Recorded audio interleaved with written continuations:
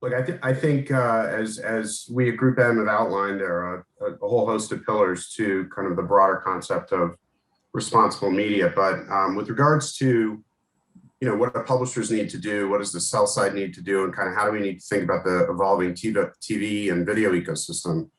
I think there's one kind of overarching thing that we all need to recognize, which is that the old model doesn't work, and we've got a polluted environment with tremendous amounts of advertising that just is not relevant or useful to viewers anymore. And what we're seeing as a result of that is a rapid shift to better experiences. Many of those are non-ad supported, subscription-based, some are hybrid, but both severely reduce the amount of advertising exposure in the experience. And I think we need to recognize that that's what viewers want.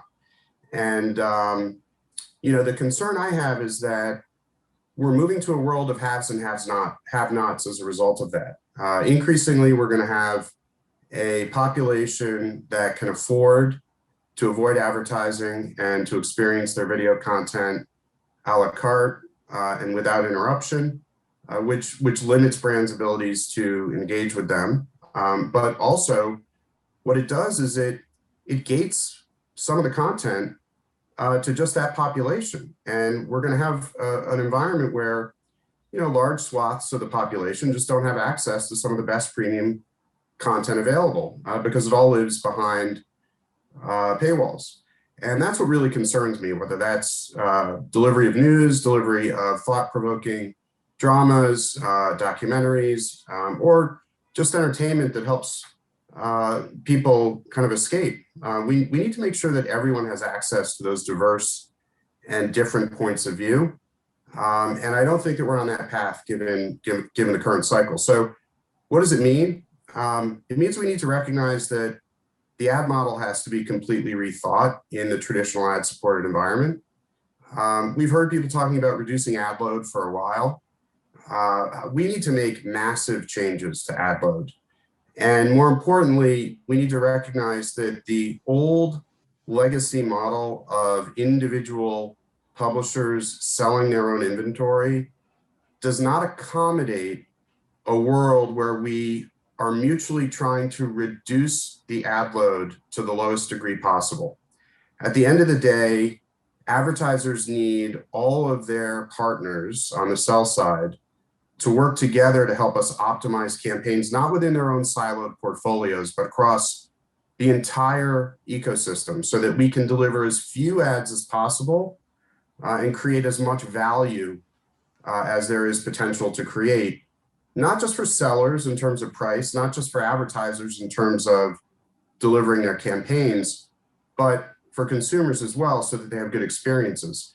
That's really the nuts and bolts of it, and that requires a rethink in terms of the ad model. It is going to require massive investment in new infrastructure and platform-based campaign management. And we're going to have to start thinking about, how do we move out of the pod model of old and into leveraging some of the new capabilities in an IP environment related to voice, navigation, and commerce. So in order to preserve and maintain a responsible ecosystem, particularly for programmatic, I think we must first always consider the consumer. That has to be true north at all costs. So it's really about the on-demand access and meeting consumers where they are, but it's also about the user experience and keeping that at the center. That can mean everything from reduced ad load, interesting ad innovation units, opportunities to connect and engage versus ad avoid.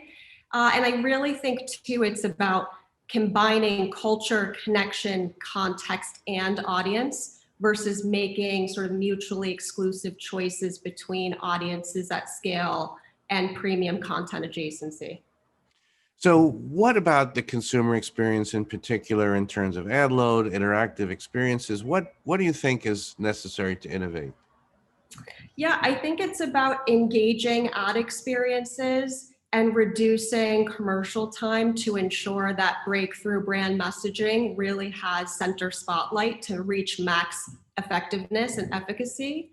And I think interestingly, programmatic in particular has always really looked at sort of democratization and commoditization of content.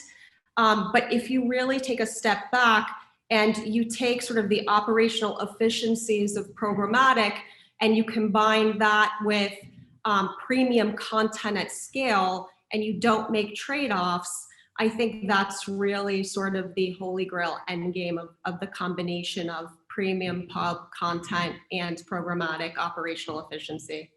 So the programmatic CTV landscape has changed dramatically just in a handful of years. Initially, it was, what is CTV? What is OTT? What is advanced TV? What is streaming? What does it mean? How do you buy it? Can you buy it programmatically? And so we had to go out and educate the marketplace, educate the buyers. And then the buying community really settled into being comfortable buying in an upfront fashion, buying in guaranteed deal types, which was really how the publishers were monetizing their inventory. What we're seeing now is more and more publishers emerging, more and more quality content coming into the programmatic marketplaces, and buyers sort of awakening to this idea of, hold on a second, I still want the security of reserving that scarce premium inventory, but I want to buy it. I want to transact on it in the way that I want to transact on it, in the way that I feel most comfortable. And that is in a dynamically biddable environment. I think the holy grail of a cross-screen currency is a little bit more complex. I think we will get there. We know Nielsen has set their timeline for where they are trying to be, but we see a vast ecosystem that uses data and metrics in different ways, not just for currency. So we want to help power great currencies. That's definitely what we're out here to do. We think there will be many different ways to transact over time. But we think that there are other measurement use cases, other analytics, particularly as it's related to data collaboration, that might use a lot of the cross-screen measurement and cross-screen data, but might not be the currency. There's a lot of innovation going on in the CTV space, both on the ad targeting, audience composition side and measurement side. One of the things that really happened during the pandemic was there was a fundamental shift away from day part based media buying and planning into a world where every impression should be targetable, buyable, accountable, and measurable in the way that the client wants. And that means that we as an agency needed to change our approach very quickly as well, understanding that when everybody's at home during the pandemic and wanting to watch primetime content at all hours, every hour of the day became a theoretical prime hour. And we changed up the way that we did it, that we did our planning and our buying in order to make sure that we were maximizing our ability to reach our clients' desired audiences and measure them the right way. Some of the things that we're going to see continuing coming out of the pandemic is this rapid growth of streaming as a complement to linear TV. You still have the majority of people who are watching linear TV. They're just spending more of their time augmenting that linear TV with streaming, meaning that smart TV planning needs to incorporate both capabilities from a delivery standpoint and measurement standpoint of linear TV, but also digital TV, layering on added interactivity, bringing programmatic into the mix, doing all the cool things with technology that we've been talking about.